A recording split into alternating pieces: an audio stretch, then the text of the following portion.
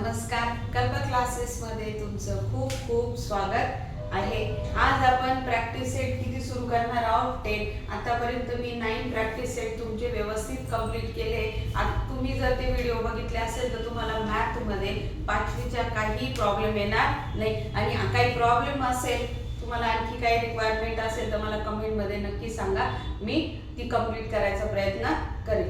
चला सुरू करूया प्रॉब्लेम सेट 10. आता याच्यामध्ये काय दिलंय, आपण ऍडिशनचे, थेअरीचे आणि कॅरीचे एक्झाम्पल शिकलो. याच्यामध्ये आपल्याला कॅरीचं सबट्रॅक्शन शिकायचंय. ऑलरेडी तुम्हाला मी बेसिक मॅथ मध्ये कॅरीचं आणि कॅरीचं सबट्रॅक्शन टाकलेलं आहे. तो व्हिडिओ तुम्ही बघा आणि आता याच्यात पण मी पुन्हा एकदा सांगते. बघा, आता पहिले एक्झाम्पल आहे आपलं 64,293 मायनस 28,547. आता बघा, आधी जेव्हा आपण ऍडिशन शिकलो होतो तेव्हा मोठी संख्या वरती असू दे किंवा खालती असू दे काही फरक पडत नव्हता. परंतु सबट्रॅक्शन करताना नेहमी कंपल्सरी लार्जेस्ट नंबर जो आहे तो वरती लिहा. जर तुम्ही उलट केलं, त्यांनी जसं दिलंय तसं घेतलं तर तुमचं सबट्रॅक्शन चुकेल. तर इथं चेक करून घ्यायचं आपण व्यवस्थित लार्जेस्ट नंबर वरती लिहिलाय की नाही. मग आता इथं 3 - 7 होतो का? नाही. मग 3 ला काय करायचं, काट मारायचा, इथं 3 घ्यायचा आणि ह्या 9 पासनं काय घ्यायचं, 1 कॅरी. मग आता 9 मधनं 1 गेला तर किती उरतील, 8. मग इथं लगेच 8 करून घ्यायचं, म्हणजे कन्फ्युजन होत नाही. कॅरीचं सबट्रॅक्शन करायला मुलांना खूप त्रास होतो का, हेच लक्षात येत नाही. कुठं कॅरी घेतला, कुठं परत दिला आणि मग त्यांची जमलिंग होऊन जाते. तर इथं एवढं पहिलं करून टाकायचं. आता 13 मधनं 7 गेले, किती राहतात? असंही बोटावर होत नाही, कारण 13 काही बोटं दिलेले नाहीये देवाने. मग 7 च्या पुढे 13 पर्यंत काउंट करायचं, म्हणजे सबट्रॅक्शन कळतं. 7 च्या पुढे 13 पर्यंत 8, 9, 10, 11, 12 आणि 13 किती उरले तुमचे, 6. आता इथं 8 मधनं 4 जातो, माहिती तुम्हाला किती, 4.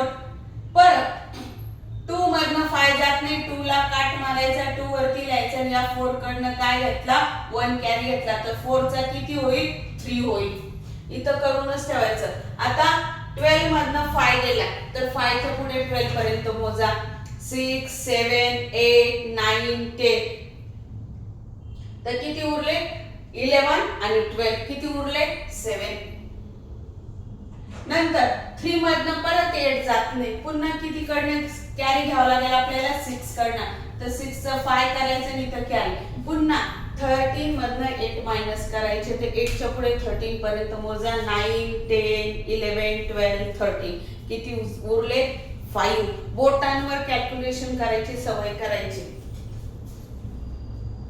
आणि 5 मधनं 2 गेले, 3. आलं लक्षात?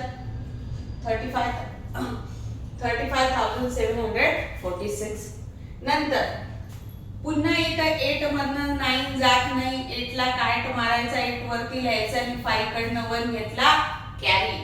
तर 5 चा किती करायचं, लगेच तिथं करून ठेवायचं, 4. आता 18 मधनं 9 गेले, 9 च्या पुढे 18 पर्यंत मोजा. 10, 11, 12, 13, 14, 15, 16, 17, 18.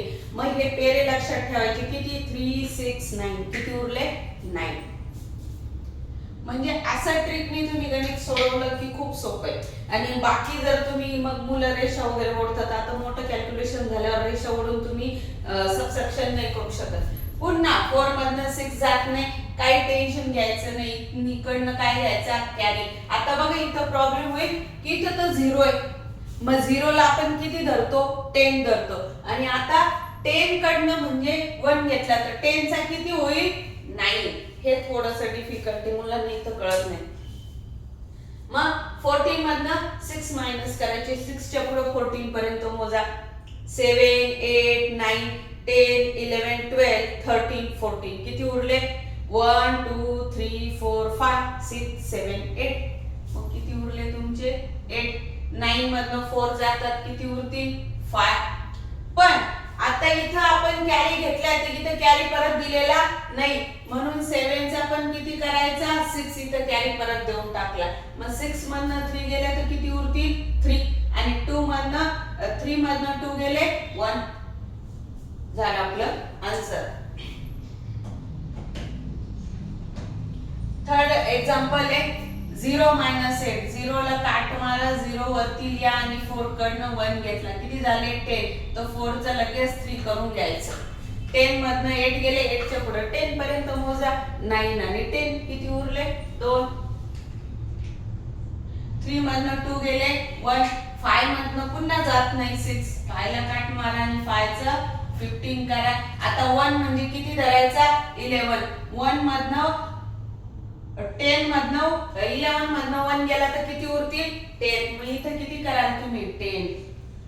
आता 6 मधनं 15 मधनं किती मायनस करायचे तुम्हाला 6 च्या पुढे 15 पर्यंत मोजा.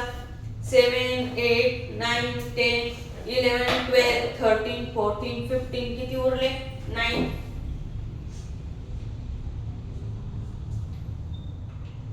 10 मधनं 8 गेले 2. 7 चं किती करायचं 6. 6 मधनं 5 गेले किती उरले 1. शेवटचं एक्झाम्पल आहे आपलं 2 मधनं 7 जातात का नाही. घ्या 2 वरती. 3 ला काट मारा 1 घ्या 3 चा 2 करायचं.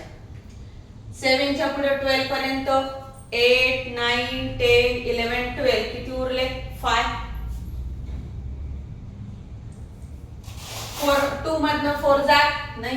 घ्या 4 कडनं कॅरी. 4 ला काट मारा आणि 3 लिहून टाका.